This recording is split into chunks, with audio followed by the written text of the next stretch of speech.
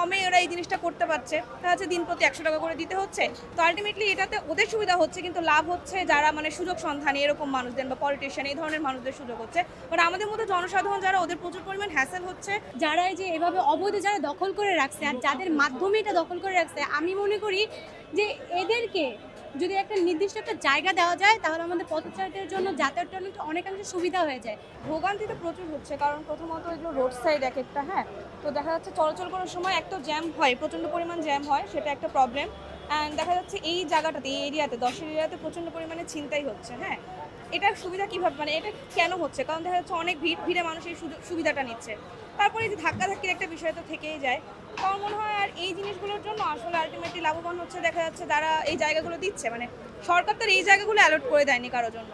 দেখা যাচ্ছে এই জায়গাগুলোতে দোকান দেওয়ার জন্য কিছু মানে চাঁদা নিচ্ছে, এবং সেটা খুব কমে নিচ্ছে এখন। হ্যাঁ, এটাও ঠিক যে হয়তো সরকারেরও একটা ইয়া ছিল যে এই মানুষগুলোর কর্মসংস্থানের জন্য একটা ব্যবস্থা বা একটা সুযোগ করে দেওয়ার জন্য, যেহেতু এটা ওদের নাই এবং খুব কমে ওরা এই জিনিসটা করতে পারছে, তাহলে হচ্ছে দিন প্রতি 100 টাকা করে দিতে হচ্ছে। তো আলটিমেটলি এটাতে ওদের সুবিধা হচ্ছে, কিন্তু লাভ হচ্ছে যারা মানে সুযোগ সন্ধানী এরকম মানুষদের বা পলিটিশিয়ান এই ধরনের মানুষদের সুযোগ হচ্ছে। বাট আমাদের মতো জনসাধারণ যারা, ওদের প্রচুর পরিমাণ হ্যাসেল হচ্ছে।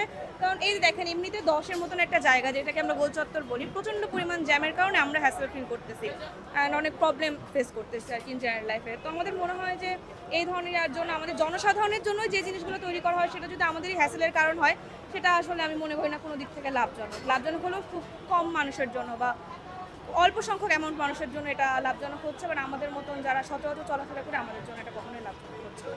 ভাই, ভোগান্তির শিকার বলতে গেলে আমরা অনেক রকমই হচ্ছি। কখনো কখনো ফিজিক্যালভাবে মানে টাচে লেগে যায়, বা কখনো বা দেখা গেছে যে তাড়াহুড়োতে যদি একটা জায়গায় যাওয়া যায় সেটা যাওয়া যায় না। বাট এখানে যদি যারা এই যে এভাবে অবৈধ যারা দখল করে রাখছে আর যাদের মাধ্যমে এটা দখল করে রাখছে, আমি মনে করি যে এদেরকে যদি একটা নির্দিষ্ট একটা জায়গা দেওয়া যায় তাহলে আমাদের পথচারীদের জন্য যাতায়াতটা অনেকাংশে সুবিধা হয়ে যায়।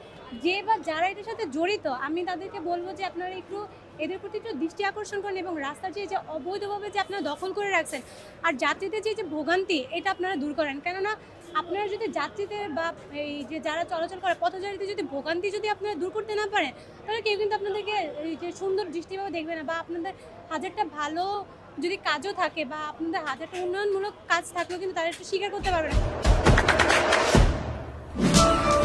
দেশে দেশে সবার সাথে দ্য নিউজ।